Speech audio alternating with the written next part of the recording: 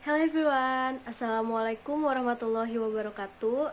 My name is Mita Widian, and here we go again with me doing the note-taking interpretation for my final assignment of consecutive interpreting.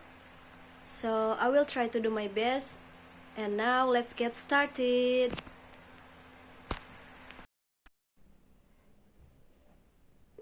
Let's be honest, chocolate chip cookies are always good, but when you have a really, really good one, it's life-changing. We pretty much bought all the chocolate chips in New York City. We baked, we tested, we ate, and now we have the ultimate chocolate chip recipe for you. We're gonna ball out with a few extra flavors, but really all you need for cookies are sugar, flour, fat, eggs, and chocolate. And on our quest to find the best, we had to test out what all of these ingredients do to a cookie and how we can use their best properties to come up with the ultimate recipe. Let's talk sugar.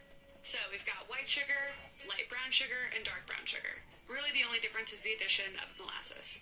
Light brown sugar has a bit of molasses and dark brown has a bit more molasses in it.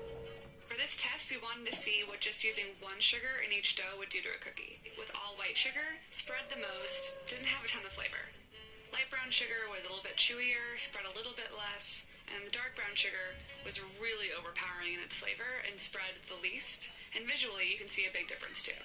And what we found was you really can't get that classic flavor just using one. Next thing we had to tackle is flour. So we've got all-purpose, bread flour, and cake flour. Really the only difference here is the amount of protein and therefore gluten in these flours. Just think about it like this. Bread's like really nice and chewy, has a great texture, great structure, having that gluten and protein. Whereas cake, you think of it as tender, it's light, it's airy, it's gonna have less of those things. What it really comes down to is taste and texture. All-purpose gave you, standard cookie. The bread flour led to a significantly chewier cookie. The cake flour was the one that really spread the most. It was pretty delicate. And then similar to sugar, we decided that in order to get the best result, you gotta use a combination of two. So on to fat. We wanted to see the difference between softened butter and melted butter. And then we wanted to see what would happen if we switched it out completely and used coconut oil. Between softened butter and melted butter, visually they look pretty similar. The melted butter spread a little bit more. And then taste, we didn't notice a huge difference either. Tested with coconut oil and it worked. It was a cookie. But it lost like that great oomph, that butter brings to all baked goods. And so in the end, we definitely prefer using butter. Eggs, we went pretty simple with this one. Just an egg and an egg yolk contributes to more of like a fudgier, richer cookie. Obviously, we're making chocolate chip cookies. We have to have chocolate chips. But we're also going to add a little bit something extra with some chunks of dark chocolate. Cut it with a serrated knife into little chunks and add that to your dough. It's really nice because you have like a variance of flavors and textures throughout. It's really just a few fundamental ingredients and learning how to master their properties in order to get the best result the year after. And finally, after all that testing, we came up with our ultimate recipe. Here we go. So we're going to start by sifting out the flour. We're going to do all-purpose and bread flour, salt, and baking soda as well. We really liked the chew factor of the bread flour with a combination of all-purpose to kind of give us best of both worlds. And then we're going to move on to the butter. So we're going to do melted butter, but we're going to take it one step further and brown it. All you need to do to make brown butter is throw it all in the saucepan and get it to a boil. After a few minutes of boiling, the milk solids in the butter are going to start to toast and turn a really gorgeous brown, nutty color. Keep stirring it to make sure that the butter is browning evenly. And once you can see the really dark brown bits on the bottom, you're going to pour it off, ideally into a liquid measuring cup. This is going to do two things. One, it's going to quickly cool down the butter so it stops the cooking. You amount of liquid. So we're just going to top it up with a bit of water until we reach 1 cup. So just let it chill out for a bit, come to room temperature before you proceed. So we found that we really need a combination of white and dark brown sugar to get that really great flavor that we were after. So add the vanilla at this point and the espresso powder. The espresso powder is one of those little flavor boosters.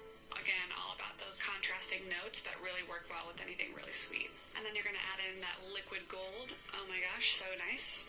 And cream those together. This is another reason why we want the butter to be a little bit on the cooler side and incorporates really, really nicely with the sugar. When we were testing, if you add the brown butter when it's too hot, it can make the dough a little bit greasy. Then in go the egg and the egg yolk. Ugh, and the smell that comes off this thing, oh my god. It's pretty much like the best smell you can get from cooking. And then go the flour. We like to do it in about thirds, or so, just so they don't have flour going all over your kitchen. And just beat it until you don't see a ton of extra flour. It doesn't need to be totally incorporated. A little bit of flour that's not incorporated is actually good. You'll finish incorporating the rest of the flour when you fold in the chocolate. The nice thing about using these chunks is that you get some small shards of chocolate that kind of get everywhere mixed with the chopped up chocolate chunks, and it's just kind of like, oh, so good. And that's it. That's your dough. Try not to eat it all when it's raw. Alright, so if you're an A+ student, you can go ahead and put these in the fridge to chill overnight. You'll get the best flavor that way, but if you have no self-restraint like me, you can bake them off right now. The nice thing about this dough is it has so much flavor that we've built into it that they're still going to be really, really good if you bake them right away. If you are going to be amazing and put them in the fridge overnight, we do recommend scooping them first and putting them on a baking sheet, then putting them in the fridge. It's just so much easier than trying to scoop a really hard dough from the fridge. Cookies are kind of the equalizer of all baked goods. You know, there's so much fancy stuff out there, but honestly, is there anything better than a perfect chocolate chip cookie? Just look at that. You've got these pockets of chocolate from using those big chocolate chunks. It's got all the cracks and crinkles that you want in a chocolate chip cookie. The center's ooey gooey. The outside is crunchy. It's just got kind of like all the flavor and texture that you could possibly pack into one little cookie. And you'll never go back to another recipe again. There's a list of like top 5 smells in the culinary world.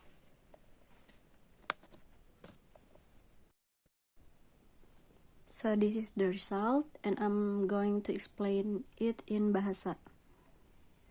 Jadi ini adalah video tentang cara membuat kue coklat dengan resep yang terbaik. Biasanya kita itu dapat kue coklat yang enak dan yang bagus itu di New York, tapi kita bisa membuatnya sendiri dengan resep yang bagus dengan bahan-bahan yang bagus. Bahan-bahan yang dibutuhkan itu ada gula, tepung, dan coklat.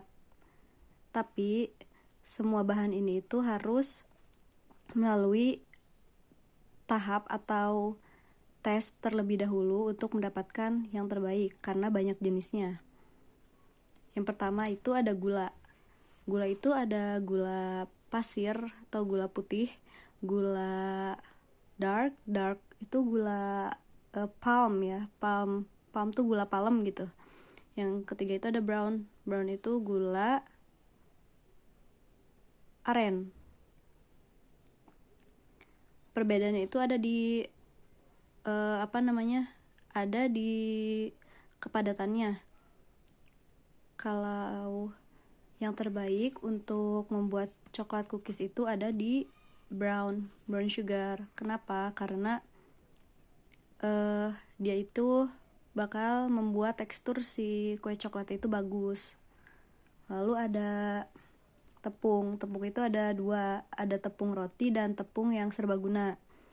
Nah, perbedaannya itu cuma ada di proteinnya.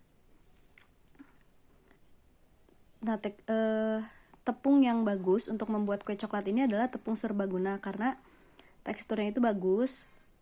Terus itu menambah bentuk dan rasanya ke kue coklat itu bagus. Lalu ada fat atau lemak. Lemak itu bisa didapat dari butter atau margarin. Margarin yang dibutuhkan di sini itu adalah margarin yang dicairkan atau melted butter. Terus minyak yang dipakai itu adalah minyak kelapa, coconut oil. Lalu yang dibutuhkan terakhir adalah kuning telur atau egg yolks. Kemudian cara membuatnya itu yang pertama campurkan tepung serbaguna dengan sedikit garam dan baking soda. Kita campurkan dulu, setelah itu tambah dengan margarin atau butter yang dicairkan. Setelah itu campurkan. Nah, si margarin ini sebelumnya itu harus sudah dicampur dengan si brown sugar yang dipanaskan terlebih dahulu, baru dicampur dengan si adonan tepung ini. Kemudian diaduk rata, diaduk rata. Setelah itu tambah espresso agar tidak terlalu manis. Ini tuh jadi espresso di sini tugasnya atau fungsinya itu untuk menetralisir si rasa manis agar tidak terlalu manis kue coklatnya. Kemudian di mix semuanya sampai membentuk adonan apa ya, disebutnya itu adonan yang raw, yang belum dicampur dengan coklat. Kemudian untuk membuat si adonannya ini menyatu atau merekat gitu, ditambah dengan egg yolks di sini ditambah sedikit dengan adonan tepung yang tadi, di mix sampai tercampur rata, sampai terlihat teksturnya itu agak lengket. Kemudian ditambah dengan potongan-potongan dark choco atau coklat.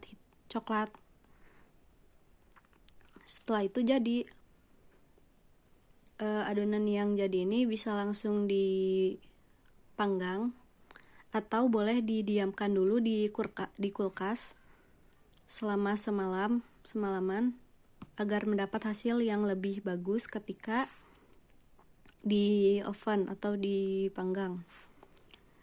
Nah, itulah caranya membuat kue coklat yang crunchy itu yang garing dan enak, serta